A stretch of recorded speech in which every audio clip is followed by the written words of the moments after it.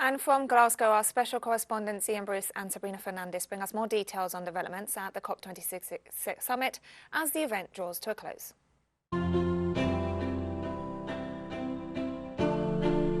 Hello and welcome to the COP26 Coalition in Glasgow. I'm Sabrina Fernandez. And I'm Ian Bruce, and this is Inside Outside, your daily look at what's going on inside the COP26 and outside in the struggle for climate justice. Wednesday, the 10th of November, was the last day of the People's Summit and the anti-penultimate day of the COP26 itself, the moment when the UK presidency published the draft text of a so-called agreement. That didn't impress these protesters much, still out on the streets of Glasgow. This action, organised by Extinction Rebellion, was targeting JP Morgan, the dirtiest bank on the planet, and demanding it stop financing fossil fuels. And this was Storm, the goddess of the sea, made out of recycled plastic, who's walked all around Scotland to raise awareness of the environmental crisis.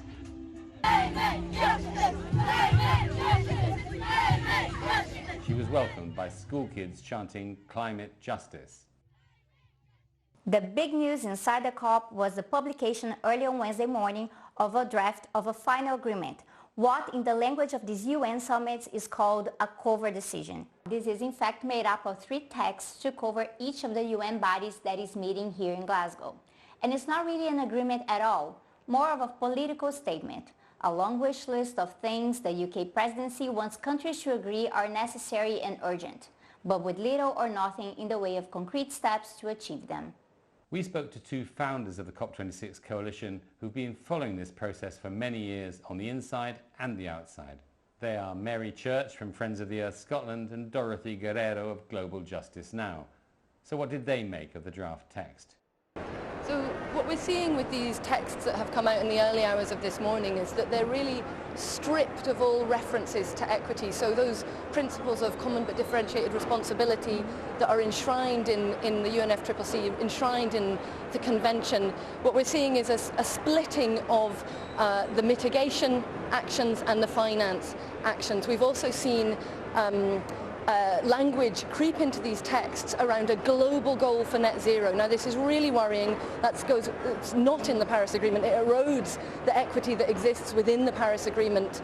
Rich historical polluters who've done most to cause the crisis really have to cut their emissions furthest and fastest, and that needs to be over the next decade, with more time for countries who've done least to cause the crisis and are on the front lines of the crisis to bring down their emissions.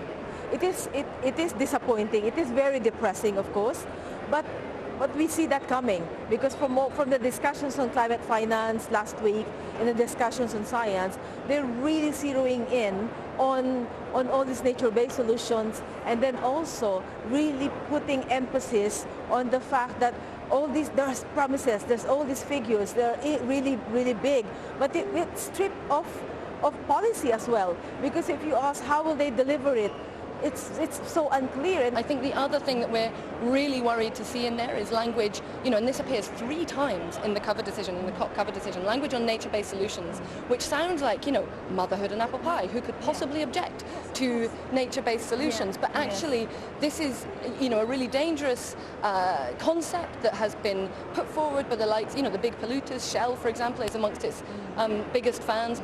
And nature cannot possibly compensate for the harm that we are doing and the harm that is locked in the plans of countries and big polluters over the course of the next 10 to 20 years. We simply have to phase out fossil fuels. We cannot just say nature is going to fix all of this for us. And also the sources of the climate finance, where it will go to international financial institutions, it will go through all these corporations that are greenwashing and will be given a role to manage this finance. It will not be given to countries to manage. Assad Raymond also spoke in the high-level plenary of the UN Climate Summit here in Glasgow on behalf of the COP26 coalition, and he responded to what is on offer from the government's meeting today. Whilst we are frustrated and angry, we are not without hope. We know it's ordinary people who change history, and we will change history. Thank you, Chair.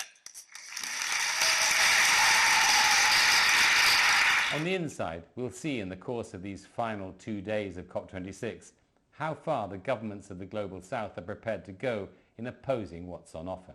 Bolivia has already slammed the cover text, saying that it assumes that nature is at the service of human needs. And Algeria also denounced that the text shifts responsibility onto developing countries.